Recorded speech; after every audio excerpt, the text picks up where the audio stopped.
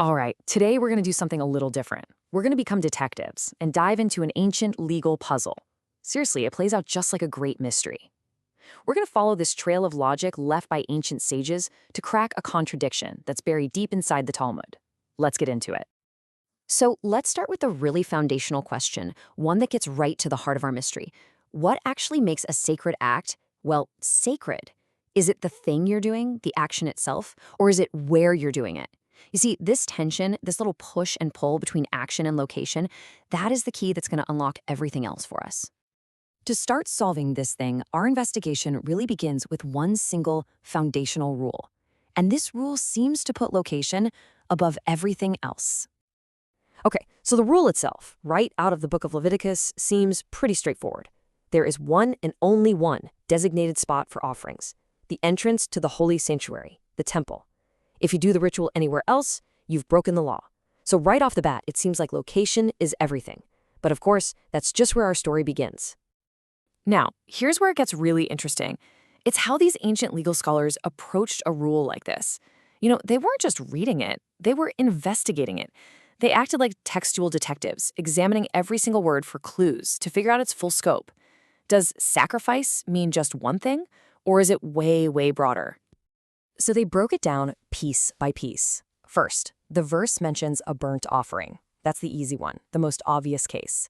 Then it adds the word sacrifice, and they understood that to pull in other animal offerings too. But here's the real master key, the phrase, bring it to the entrance. From this little phrase, they figured that anything that's supposed to be brought to that sacred spot, we're talking flour, incense, wine, you name it, it all falls under this rule. So the law just exploded from one specific act into this huge universal principle. And just when you think you've got it figured out, our case takes a really surprising turn. You'd probably think this law only applies to, perfect A-plus offerings. But nope, the Talmudic sages introduce a pretty fascinating twist. That's right.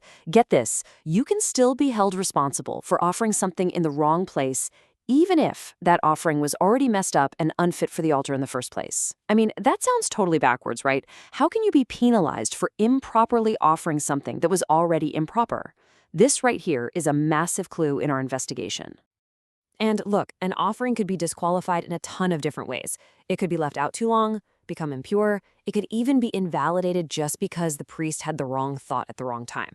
The point is, the system was incredibly, incredibly precise. So what's the logic here? Well, the principle is basically this.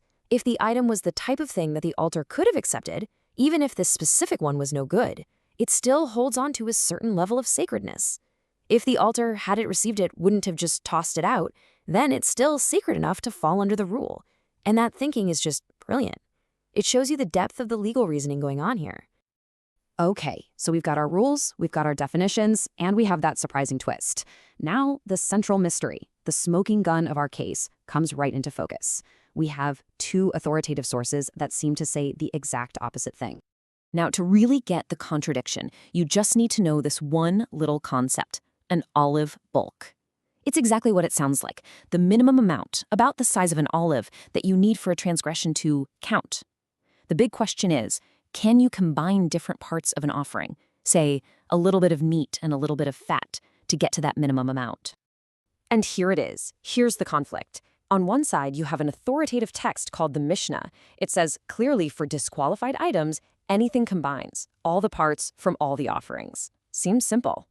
But then we have another ancient text, a Baraita, that says only the flesh and sacrificial parts of a burnt offering combine, and that strongly implies that for other offerings, they don't combine. So we have a direct, head-on contradiction. One source says everything combines, and the other says, nope, only this one specific type of offering combines. In a system as logical as Talmudic law, that just can't happen. It's a loose thread. There has to be a hidden variable, a piece of the puzzle we're missing. So, how can both of these possibly be true? And this is the aha moment. The solution that the sages uncovered is just, it's beautiful. The contradiction? It wasn't a mistake. It turns out the two sources weren't even talking about the same situation. They were addressing two totally different kinds of legal liability. This is the key that cracks the entire code. The sages realized there's a huge difference between being liable for eating a disqualified offering and the rules around the intent that disqualifies it in the first place. See? One's about a physical act, the other is about a mental act. Totally different things. And with that one distinction, all the puzzle pieces just snap perfectly into place. The Mishna, the one that said everything combines, well, that's talking about the liability for eating. Once an offering is disqualified, it's all just forbidden meat, so of course it all combines. But the Baraita, the one that was more specific, that's talking about the moment of intent. To disqualify an offering with your thought has to be focused on a complete olive bulk of a single part, either the meat or the fat. They don't combine in your mind. And just like that, there was never a contradiction at all. And this same razor-sharp logic gets applied to the second part of the puzzle, the stuff about offerings left overnight. The Mishnah's rule, where everything combines, that's about the liability for eating those leftovers. The Baraita's rule, that's about a completely different technicality, whether enough of the offering is even left to permit the blood ritual. Again, two different contexts, two different rules. Problem solved. So we're left with this thought. We started with a simple rule about where to stand, and we ended up deep inside the mechanics of thought, action, and consequence. It just goes to show you that sometimes to really understand a legal system, you have to look past the surface of a rule and ask, wait, what's the context here? What problem is this actually trying to solve? It's a powerful reminder that the code behind the law is often just as fascinating as the law itself.